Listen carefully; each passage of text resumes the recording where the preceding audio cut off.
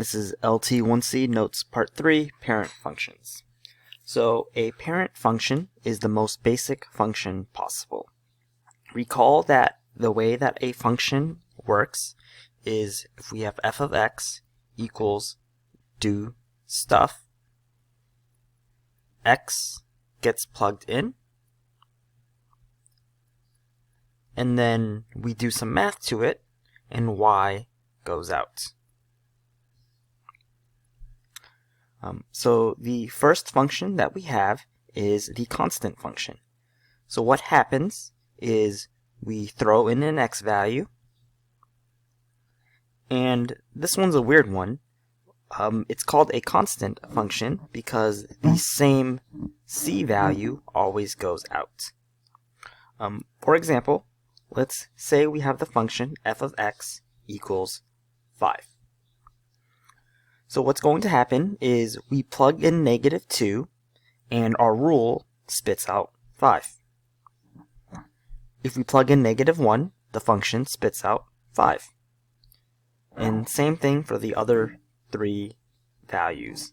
It's always constantly going to spit out 5, hence why it's called a constant function.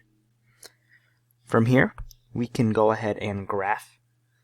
So note that it's just going to be 5 for every x value. So 1, 2, 3, 4, 5. Boom. And so if we graph this, it's going to be a straight line. Again, it's called a constant function because the function is constantly the same number, whatever c happens to be. Now, we'll note that the domain goes to the left forever, so it's -infinity, and it's going to go to the right forever, so it's +infinity. Do note the arrows that I drew. You will not receive full credit if you don't draw arrows. The range is going to be, in this case, 5, because it's the same y value, but more generally speaking, it's going to be whatever the c value is. The graph doesn't touch the x-axis, so there is no x-intercept. And the y-intercept is 0, 5. Note that all points, namely intercepts, need to be written as x value, y value. Don't just give me a number. Okay. Next up, we have linear functions. So we'll throw in an x, and what comes out is, well, it's just x. So when we input -2, y will be -2. When we input -1, y will be -1. When we input 0, y will be 0, and so on. Okay, let's go ahead and graph this. When x is -2, y is -2. When x is -1, y is -1. 0, 1, 2. Connect our dots. And so we can see that the shape of this graph is a line, hence why it's called a linear function. For domain, it goes to the left forever, so parentheses, -infinity, comma, goes to the right forever, so infinity, close parentheses. For the range, it goes down forever, so parentheses, -infinity.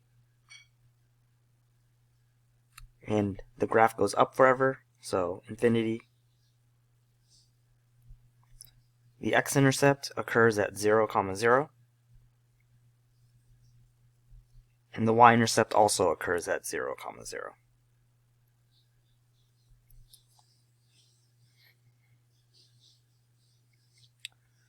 Moving on, we have quadratic functions. So we'll throw in our x, and then the y value is, well, whatever the input is, we want to square it. So when x is -2, y is negative 2 squared, which equals 4. When y is negative 1, when x is negative 1, y is negative 1 squared, which is positive 1. When x is 0, y is 0 squared, which is 0.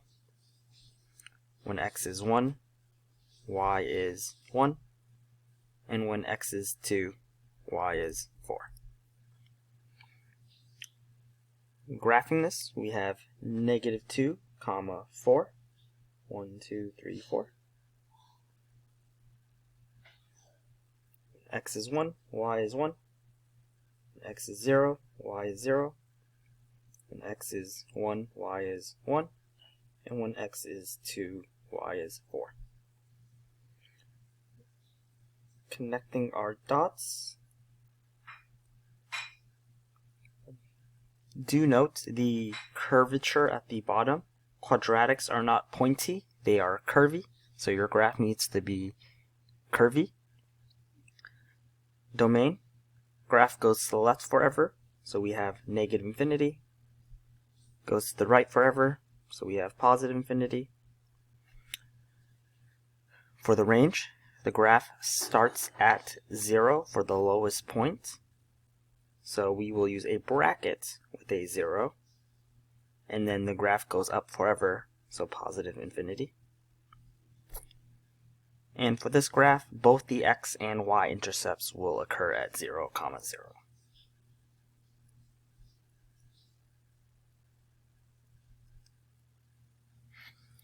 Moving on, we have cubic functions.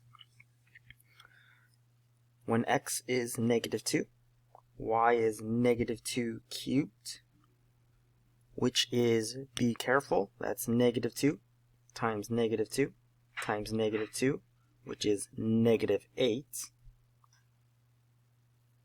When x is negative 1, y will be negative 1. When x is 0, y is 0. When x is 1, y is 1. And when x is 2, y is 8. Graphing this, we have x is negative 2 and y is negative 8. When x is negative 1, y is negative 1, 0, 0, 1, 1, and 2, 8. This one will take some practice to draw, but it will look like this. And so we can see the shape a little bit more clearly. I'm going to draw that off to the side. Once you get good, you'll be able to draw that smoothly. So domain goes to the left forever, goes to the right forever. So negative infinity, positive infinity. For the range, it goes down forever, then it goes up forever. So negative infinity, infinity. And x-intercept and y-intercept are both 0, 0.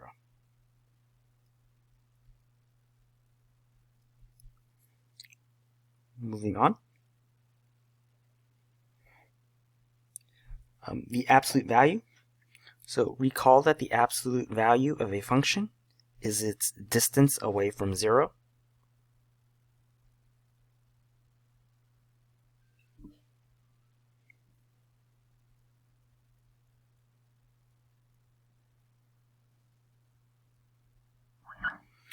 So the absolute value of negative 2, how far away from 0 is that?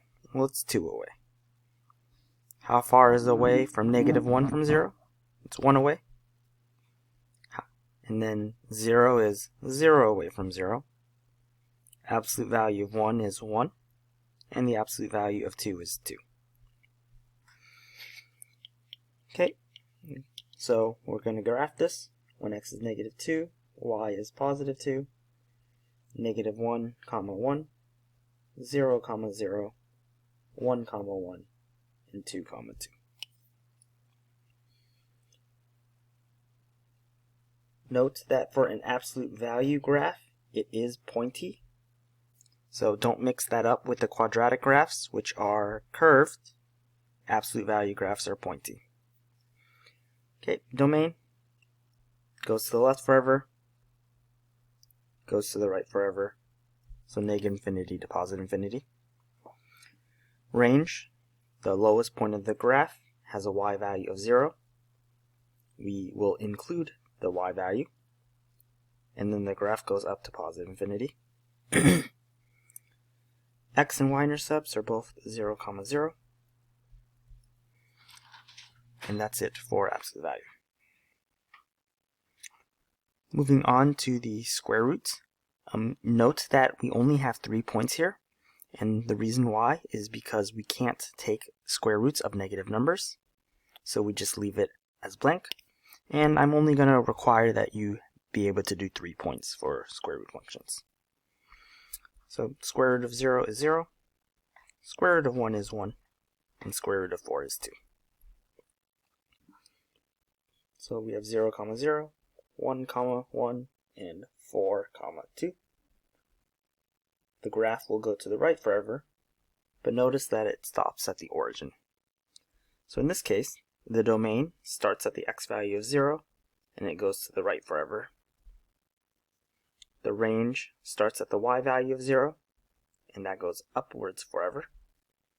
And then the x and y intercept are both 0, 0.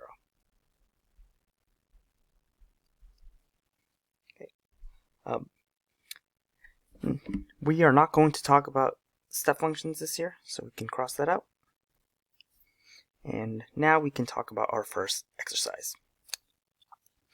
Identify the parent function based on the equation, and justify your answer by describing what is happening to the variable x. Key word here is what is happening to x. For all of these parent functions, don't be misled.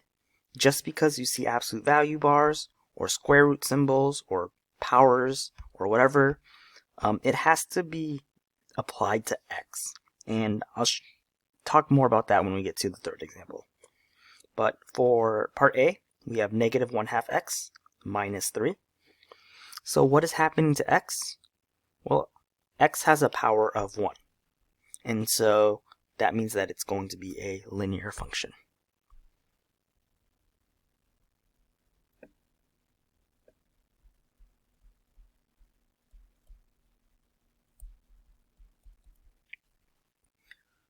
Okay, part B, we see the square root of x take away 3. So because x is inside of a square root, this is going to be a square root function, or a radical.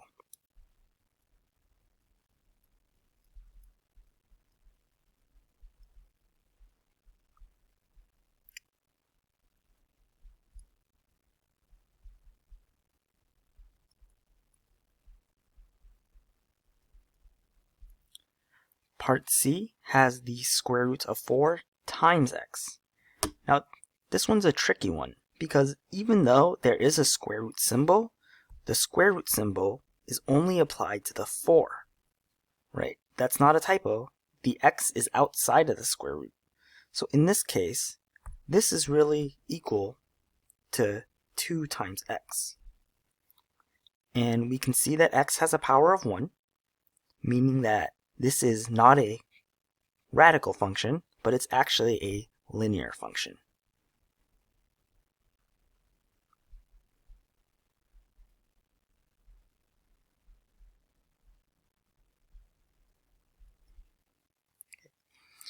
In part D, we have x minus 3 quantity squared plus 8. If you remember how to expand this, you'll see this will come out to be x squared plus blah blah blah blah blah. And all we really care about is the fact that x is squared, making this a quadratic function.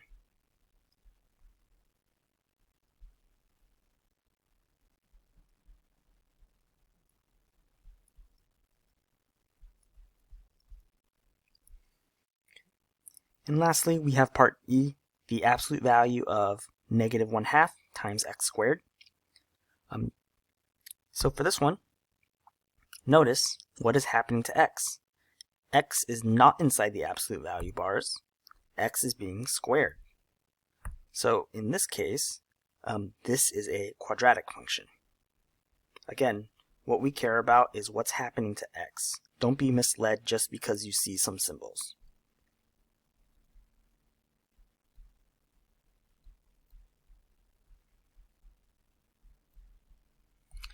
And that concludes this set of notes.